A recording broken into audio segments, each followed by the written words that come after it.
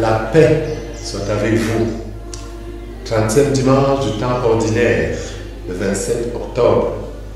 Nous continuons notre enseignement sur la prière. Après que Jésus nous ait donné un enseignement dimanche passé sur la nécessité de persévérer sans se décourager dans la prière. Aujourd'hui, je vais nous parler de la qualité de la prière. La prière transforme l'homme. La prière change l'intérieur de l'homme. La prière élève l'homme vers Dieu. Mais la vraie prière, la bonne prière, parce que la prière peut aussi être une expression d'orgueil, une présentation de nos mérites. Écoutons ce que Jésus nous enseigne en ce jour. En ce temps-là, nous précise Saint Luc, au chapitre 18e de son évangile, à l'adresse de certains qui étaient convaincus d'être justes et qui méprisaient les autres. Jésus dit la parabole que voici. À l'adresse, écoutons bien, de ceux qui étaient convaincus d'être justes et méprisaient les autres. Jésus raconte l'histoire de deux hommes qu'il compare, qui étaient montés au temple. D'un côté, nous avons le publicain, celui qui collabore avec l'Empire romain et qui exerce donc un métier interdit. Et c'est un pécheur public. Nous en connaissons dans la Bible. Et de l'autre côté, nous avons un pharisien, membre de ce groupe religieux qui s'efforçait de donner le meilleur de lui-même pour accomplir, réaliser la volonté de Dieu telle qu'exprimée par la loi de Moïse. Dans sa prière, le pharisien exprime avec vérité ce qu'il fait. Il prie tout le temps, sûrement. Il ne gêne pas une fois comme tout le monde, mais 2 fois. Il paye son dîner de culte au dernier près. Il est un homme juste pire. Il n'est pas comme le pharisien, il n'est pas comme le publicain qui est assis derrière lui et qui sûrement ne peut même pas mériter la bénédiction de Dieu. Mon Dieu, je te rends grâce parce que je ne suis pas comme les autres hommes. Ils sont voleurs, injustes, adultères ou encore comme ce publicain. Cette prière, Jésus la compare à la prière du pauvre publicain exactement, qui n'ose même pas lever les yeux au ciel, le ciel étant considéré comme le lieu où réside le Seigneur. Il a les yeux baissés, il se frappe la poitrine en disant: mon Dieu, montre-toi favorable au pécheur que je suis.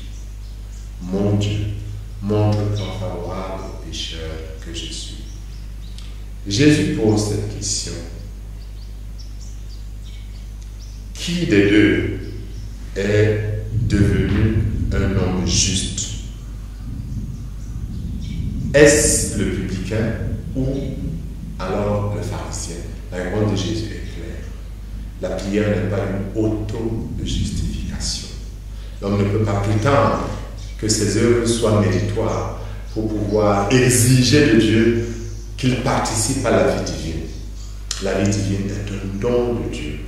Les œuvres surgissent de l'accueil de ce don, mais n'en sont pas la racine.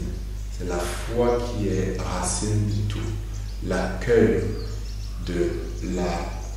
dans une attitude de gratuité du salut qui nous est offert par le Christ.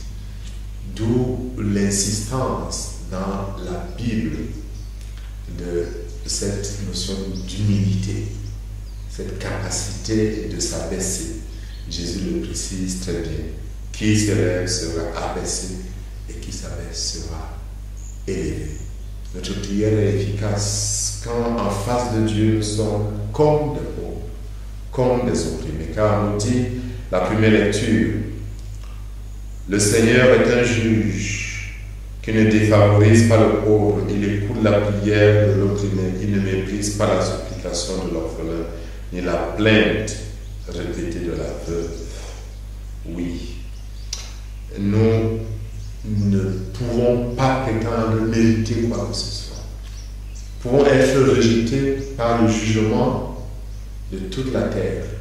Et Saint Paul, dans la deuxième lecture, dit effectivement, en écrivant à Timothée, qu'il avait été abandonné lors de sa défense au tribunal.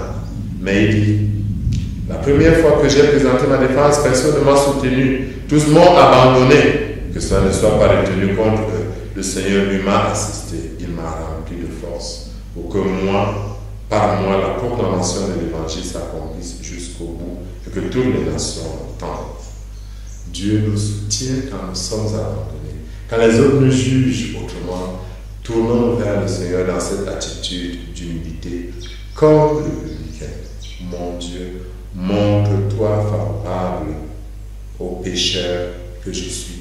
Le Seigneur écoute cette prière de l'homme qui n'a aucune prétention, qui ne réclame rien de Dieu, qui sait qu'il n'attend que la miséricorde de Dieu, la manifestation de la bonté de Dieu. Puis cette bonté se répande sur vous en ce jour. Puis la grâce, la tendresse de Dieu se répande à vous en ce jour. Puis la miséricorde de Dieu descende sur vous et toutes vos familles. Et que Dieu dans sa bonté vous bénisse au nom du Père et du Fils et du Saint-Esprit. Amen.